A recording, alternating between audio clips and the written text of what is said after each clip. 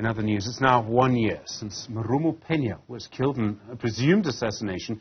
He had blown the whistle on alleged corruption in the Department of Home Affairs. Phenya had shown how a tender was manipulated to ensure that one particular company won it. That tender worth 200 million rand. Well, we're joined now by his wife, Johannah Phenya, and her lawyer, Norman Montjane. Good afternoon to you both, and thank you very much indeed for coming in. Johannah, I mean, it must be a very difficult day for you, and I really appreciate you coming in, and thank you. What's happened in the investigation since your husband was killed? I mean, what have the police done since then? Steve, a lot has been happening, but no arrest till date. There were a lot of promises. There were lots of leads, but no arrest.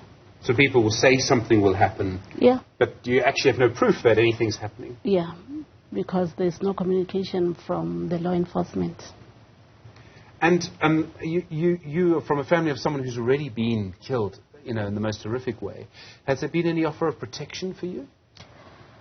There was, but it was a dodgy protection, whereby I had to meet with the protection unit at the filling station. They wanted you to meet at a fuel station? Seriously? Yes. I mean, was that someone maybe with another plan? I have no idea, but for me, it was very dodgy. What had your husband found? I mean, what was he telling, what was he trying to do when this happened to him?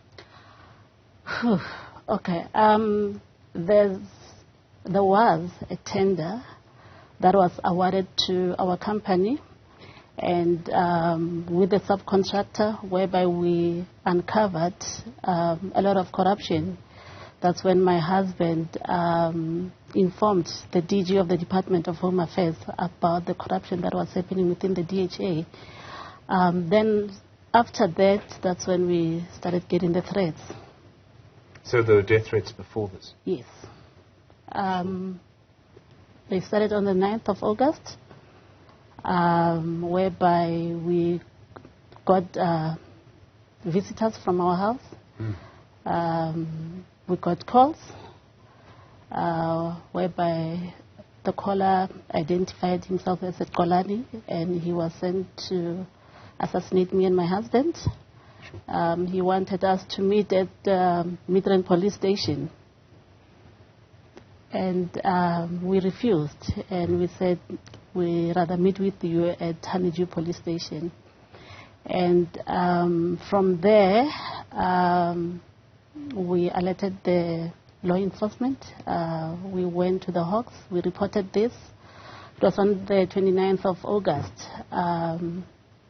The last time we saw the Hawks was on the 6th of September, me and my husband, whereby they promised us that they are going to apply for Section 205. That was the last time I saw them, and then I saw them on the 17th of October when my husband was assassinated, when I called them to come to the scene. Sure. So there's no, you know, there'll be a promise that someone will be arrested, that they'll get to the bottom of it. But nothing happens after that. After what is, I mean, we use the phrase as a journalist, a presumed assassination, but it was an assassination. Of course. I mean, the IO had the footage of the guys who came to my house. They had the phone numbers. They had the voice notes. We gave them everything. And I believe they know who did that. Norman, you represent the family in this case. And I mean, so we've got an investigating officer who's been given, as Johannah tells us, who's been given, you know, phone numbers for assassins. I mean, this is amazing. You've got a video footage of it. And yet nothing happens. I mean, do the police have a legal duty to act properly here? Well, Stephen, yes, they do. They have a legal duty. I mean, the Constitution mandates the state to act, in actual fact, to investigate and prosecute crimes of this nature. But what we are seeing here, Stephen, is a deliberate attempt to get this case to be a cold case, so that the people that are following it up lose faith in the system. They end up just doing nothing.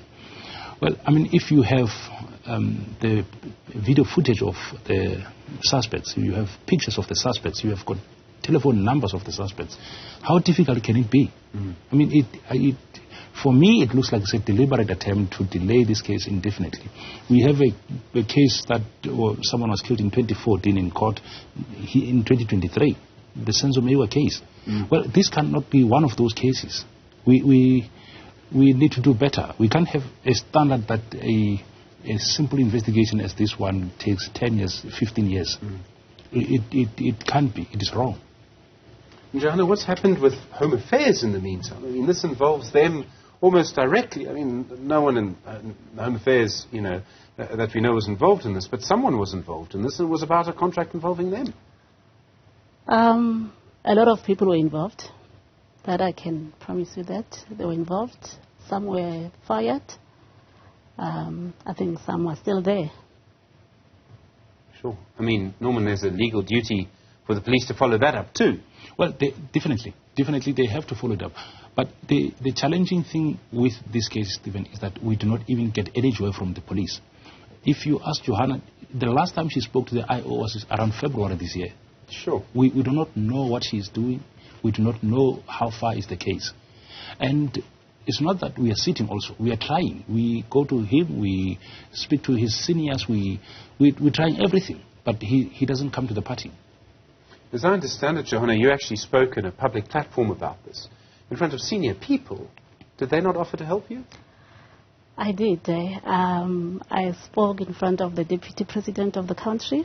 I met with the Deputy Minister of Police. I met with General Lebeya about this case. You met with General Lebeya of the Hawks? Yes. And that was I think it was in April. And that was it. I didn't hear from the IO. He did send someone to come and talk to me. And that person did come through. But after that, I had nothing from them. So you speak to the head of the Hawks, who's the boss of the investigating officer, and the investigating officer still just, ignores you. It shows that there's no willingness. It shows that there's no caring. For me, it's like my husband was just one of those. They don't care. Because it's becoming a norm in South Africa that someone will be killed, and after a week, then they forget about that person. Must be devastating. It is.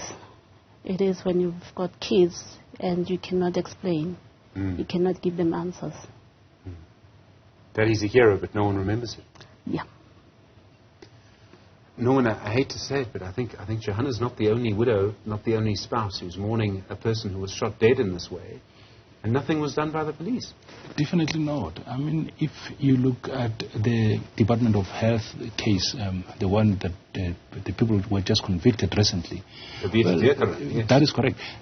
You look at that case and you realize that even the people that were convicted were just foot soldiers. They are people that benefited from that contract, people that ordered the hit on the lady. May her soul rest in peace. But this is the issue.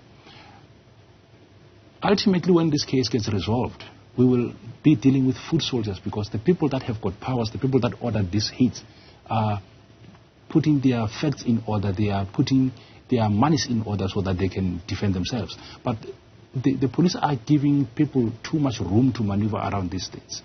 I mean, you strike while the iron is still hot. But I don't know why, with the evidence that was provided to the police, why we are here today after a year. It's what the police call the first 48 or the 72 hours. You've got to make arrests. Well, that's normally what happens. I mean, this is a serious case. I mean, we're looking at a fraud of 200 million rands. What more do you want? And Johannah, when you spoke to, the Deputy President and the head of the Hawks, did they give you a commitment? The head of the Hawks, yes, he did.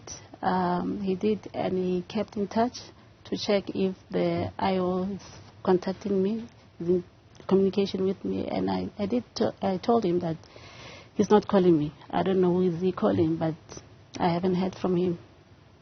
So there's there's actually a commitment, a promise from the head of the Hawks. Yes. And still nothing happens. Sure. All right. It's an incredible story, and strength to you and your family through all of this. Thank you so much for coming in. I know it's a very difficult day for you and an important day for your family as well. Johannah Phenya, Thank you. Thank you, Steve. Norman Montjane, the attorney representing the family in this, I really do appreciate the time.